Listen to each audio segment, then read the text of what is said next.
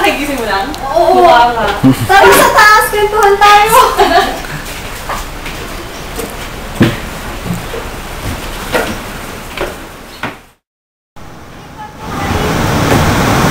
Dito tayo.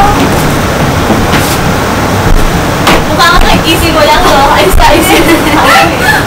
Kaya ako nandito kasi may chichika ako sa'yo. Oh, ano yun? May nabasa akong libro. Anong libro? Naalala kita na nabasa ko yun eh. Ano ba yun? Alam mo yung 19th year anniversary na nila ngayon, Mount Moriah? Oo, nabasa ko yun. Nung isang araw, dito ko nga binasa yun eh. Ay, nakabili ka na rin? Oo, saan ko ba naiwan yun? Dito, sa ilalim pala. Ito, ang ganda ng history nito. Oo nga, sobra. Nung nabasa ko rin yun, nakaka-amay sobra. Oo, nagsimula yun noong 1991, di ba, sa Nagilian? Oo, na pinagsimula ni Pastor June at ni Pastora Florquema. Oo, yung mag-asawa. Tapos, yung ministry nila nagsimula sa ilalim ng puno. Puno ni Nanay Mitring at ni Tatay Simo. Oo. At dahil doon, nagkaroon ng 17 churches na nabuksan no ngayon. Oo, ang galing nga eh. Ang galing. Kaya samahan niyo po kaming tuklasin ang kasaysayan ng Mount Moriah Christian Hope Community Center, Baguio Chapter.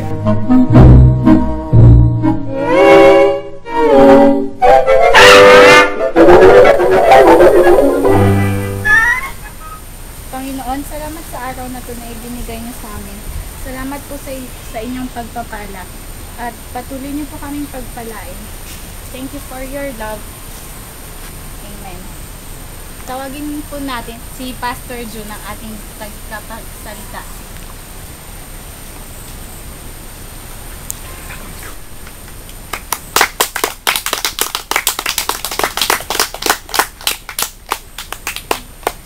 Magandang umaga po sa inyong lahat.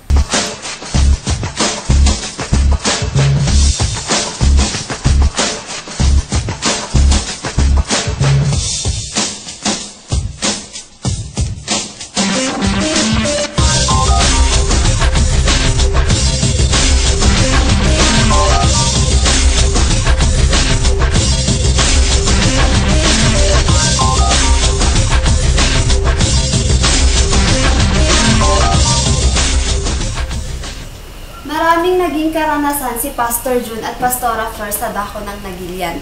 Ngunit dahil sa katapatan at pag-ibig nila sa Panginoon, lumawak at lumago ang kanilang gawain.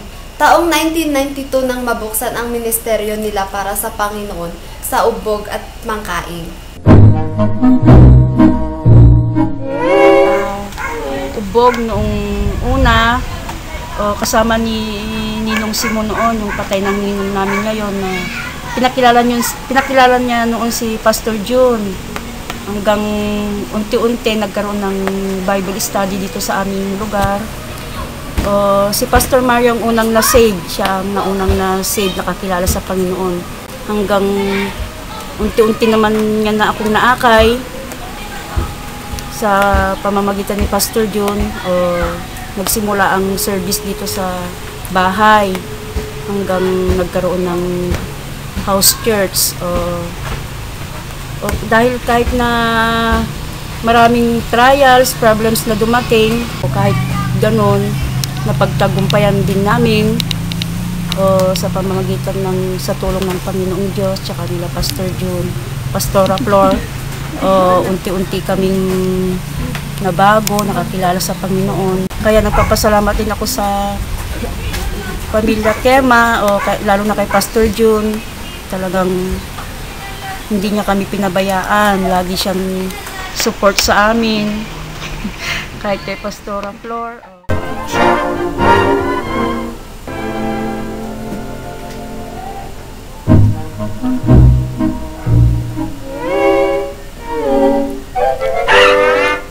Dahil sa ministeryo, madaming nakilala si Pastor June at si Pastora Flor.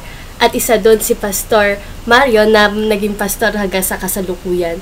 Isa rin doon si Pastor Judy at dahil din nagkaroon ng gawain sa Basca. At nagkaroon rin ng gawain sa Mangka at Balawan dahil kay Ate Prima. Nagkaroon rin ng malaking parte ang DBBS para lumago ang gawain.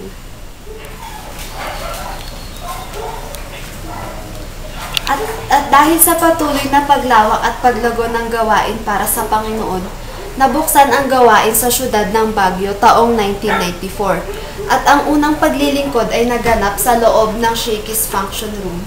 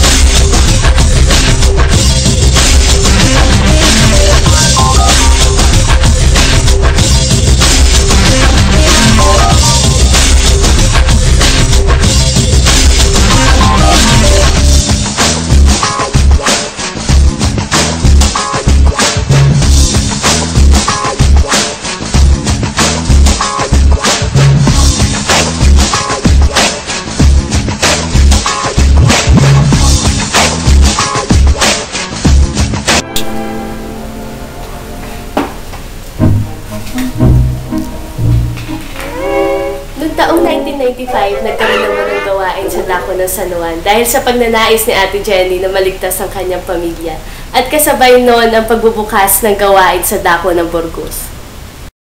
At alam mo ba, habang lumilipas ang panahon, patuloy na lumalago ang gawain para sa Panginoon? Tama ka doon kasi noong taong 1998, nagkaroon ng gawain sa Itogon, Felix at Rixuan. At sa syudad ng Baguio, parami ng parami ang naniniwala at naglilingkod sa Kanya. At dahil doon, kinailangan nilang lumipat sa mas malawak at mas malaking lugar. Noong taong 1999.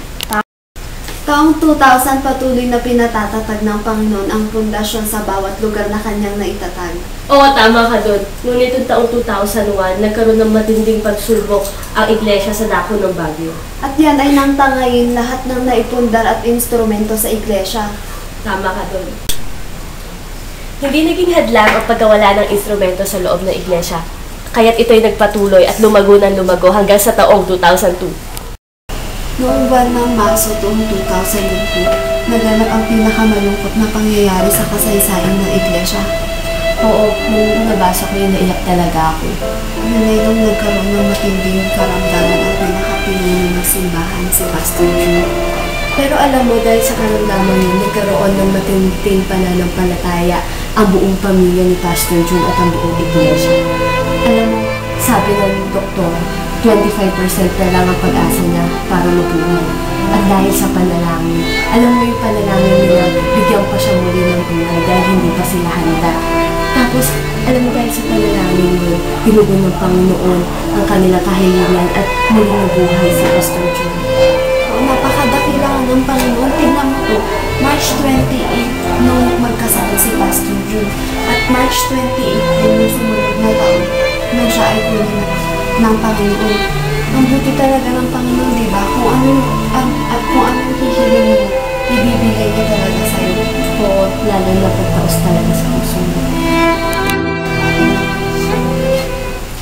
Ngunit hindi naging hadlang ang pagkamatay ni Pastor June upang matigil ang gawain dahil na rin sa matinding pananampalataya ng kanyang may bahay na si Pastora Flor Kema. Nagpatuloy ang gawain at patuloy itong lumalago.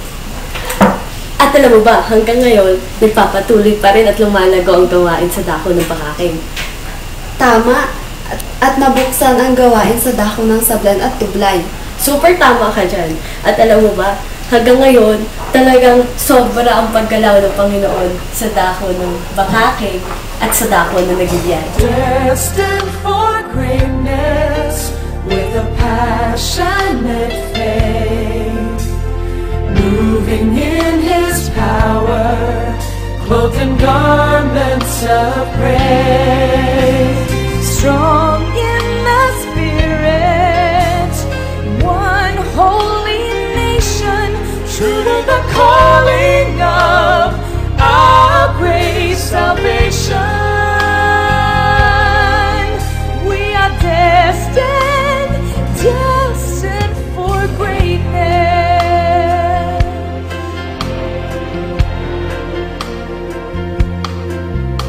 To love the unlovable, teach the unteachable, touch the untouchable, reach the Maraming salamat po sa inyong pagsama sa amin sa pagtuklas sa kasaysayan ng Mount Moriah Christian Hope Community Center Baguio Chapter at isang maligayang pagbati po.